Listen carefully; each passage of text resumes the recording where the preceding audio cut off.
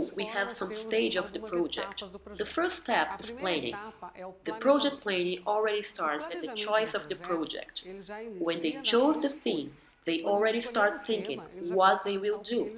Our project is annual, so people often question how the annual project does not get tiresome.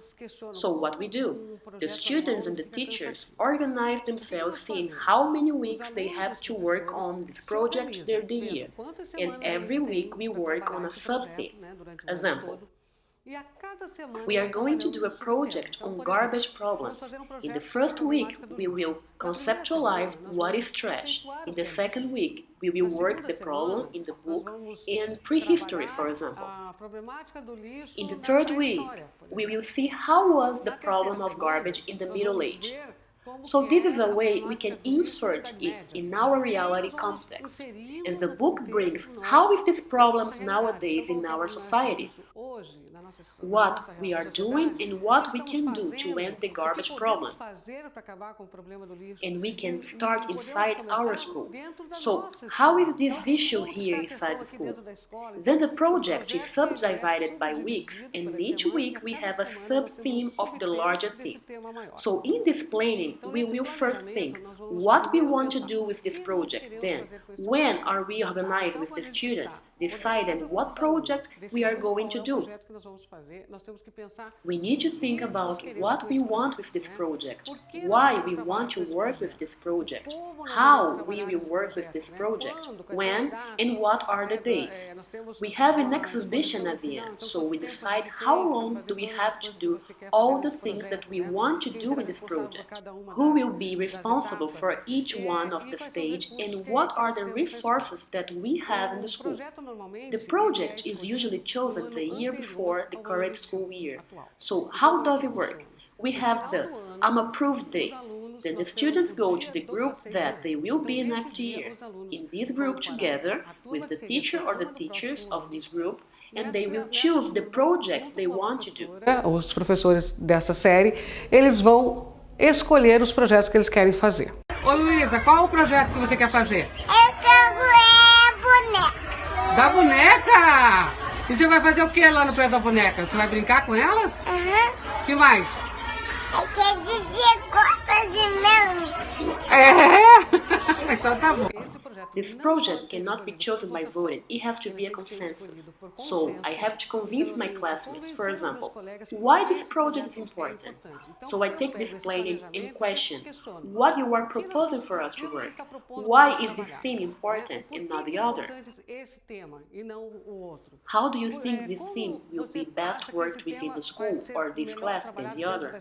How long your project will take, so they can discuss it and convince their classmates that his or her project is the best project for our class. Discutir isso e convencer o seu colega de que o seu projeto é o melhor projeto para a nossa turma.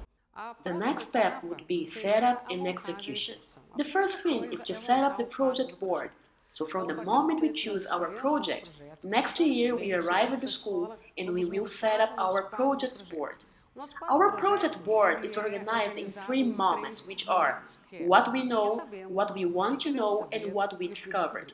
This is very important since early childhood education, since with 2 or 3-year-old children. They organize their knowledge. Then we have moments quite interesting, such as a group of 2-year-old children organize their project frame, doing a project about Monica's gang, which is a very important Brazilian cartoon here.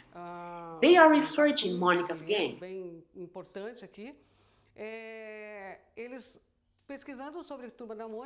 They add some things even though they were very small, but they began to do their research, and the research of the 2-year-old were to spontaneously bring products that had the picture, that mark. Then, the research board of this class was totally complete, with packets of disposable diapers, rugs that had the characters from Monica's gang, magazine images in which they saw the characters from Monica's gang. Then, from 2 years old on, you already realize that children can search spontaneously. This research does not have to be just a written research or taken from the internet. The most important thing is that they bring things that they live in their reality. We have a moment we call field class. Frenet inspired this class name, but the field class is a time that can happen before we start the project, during the project, or to the end of the project. We could have 1, 2, 3 field classes, no matter what we are working on. So for example, we had a project where the students worked on the problem of garbage, and to start the project, the teacher took the whole class in the first week of class in the landfill of our city.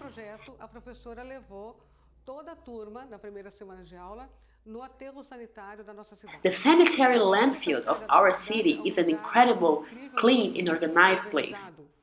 So, to take away this view that garbage is only made of things that we will not use anymore, they got there and they had another point of view. Then, you will impact your students with a field class, which will make them reflect further on that subject. Or maybe an annual, right? Maybe a moment where they will confront their hypothesis with that work. So, for example, we are doing a field class. We have already done on a project of the Atlantic Forest, which is the forest that we have in Brazil. The Atlantic Forest is a place that has a very rich biodiversity, and the students went through there, find the Atlantic Forest, see the animals, see the plants. Then it is a moment that all they learn, they saw in practice. Then the field class is a very important moment for the reality of the subject to come to surface.